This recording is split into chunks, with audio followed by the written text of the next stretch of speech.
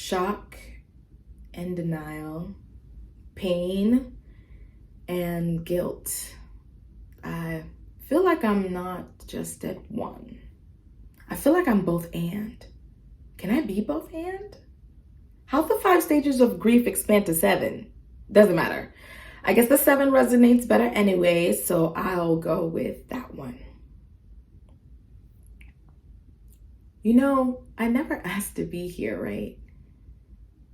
Nowhere on my forehead did it say desires to be broken up with. In fact, God, you knew I was hesitant to get back out in these dating streets in the first place.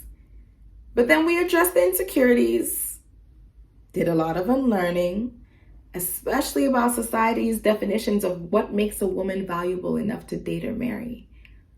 Embraced my true value in you and became confident in the new me and all I had to offer.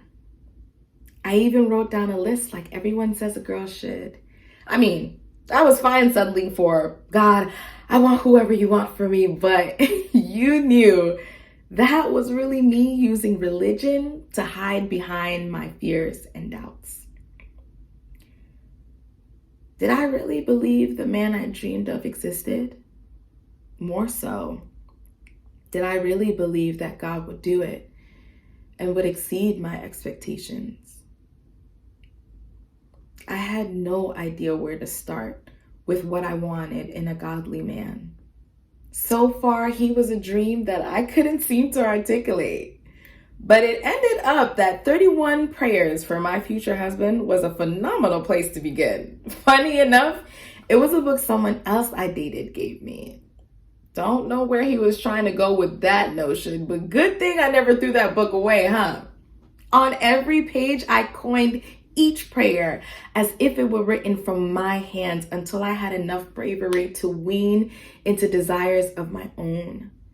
And when I sought out evidence of godly men who mirrored those prayers, I was in awe to find out they truly do exist. Episode after episode of Dear Future Wifey with Latarius Whitfield, sermons from Pastor Torrey and Sarah Roberts, books like #Relationship Goals by Pastor Mike and The Man God Has For You by Stefan Labossiere, and dating experiences with the Ozonwos fed my faith continually. With every prayer journaled, I allowed excitement and hope to flutter inside me. Now, when I actually took the leap out of the pages of my prayer journal and into dating men in the real world, that was a different story. The reality was either a ratio of 20 women to 1 man at church, or cowardly whispers of, "Can I be your friend?" passing as I walked by.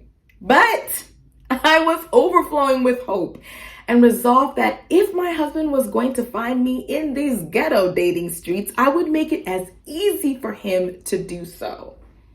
Online was the last frontier, so I gave room for every single dating app but Tinder to eat up the last of my storage on my phone.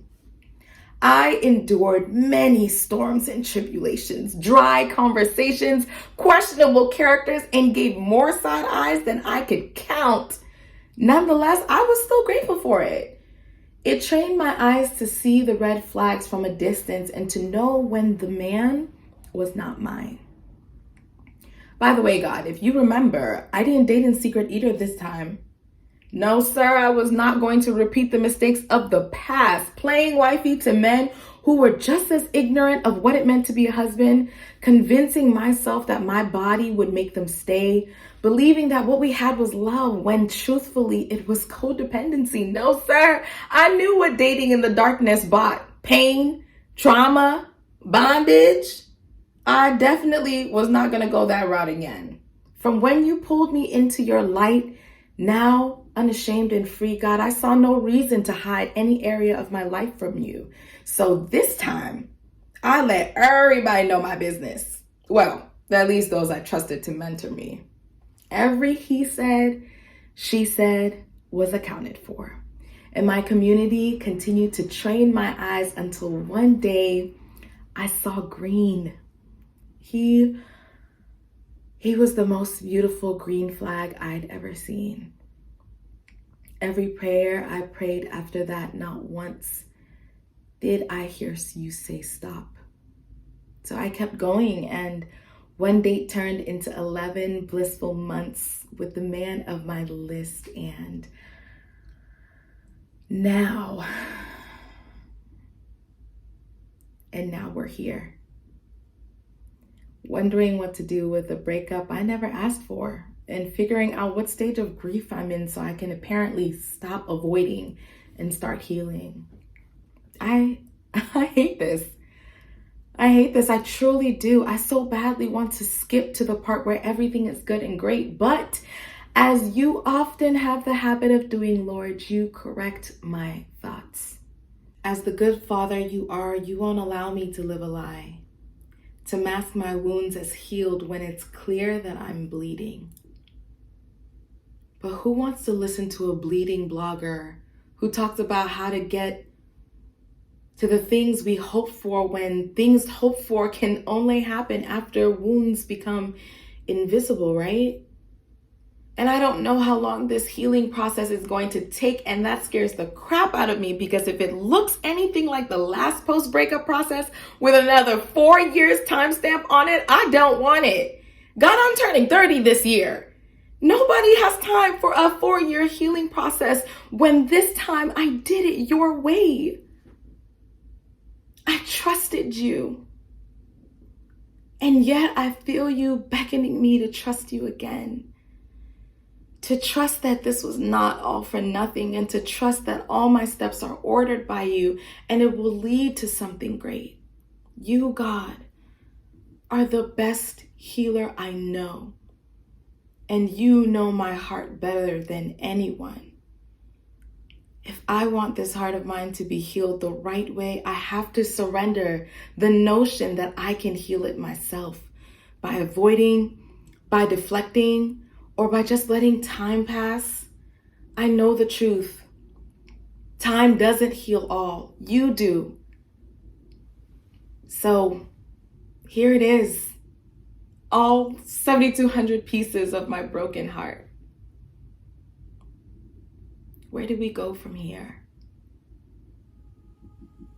Thanks so much for listening to today's sneak peek read of season 2, episode 2 of Things Hoped For. I'm so happy to be joined with my dear friend of mine and mentor, Faith Maka. If you don't know, we're actually having the live podcast February 26th from 3 to 4 p.m. And y'all, we're going to be talking about this right here: breakups, singleness, and dating. And honey, if you need to be a part of the healing process, come on in. If you need hope in this area, come on in. Please join us, okay? We need to build each other's faith in this area as women. So we really invite you, go ahead and subscribe to the channel, so then that way you are notified for when the podcast goes live. We will be here on YouTube, so come and join us. We would love to have you there. This took a lot out of me, so I'm gonna get something to eat. Love you. Bye.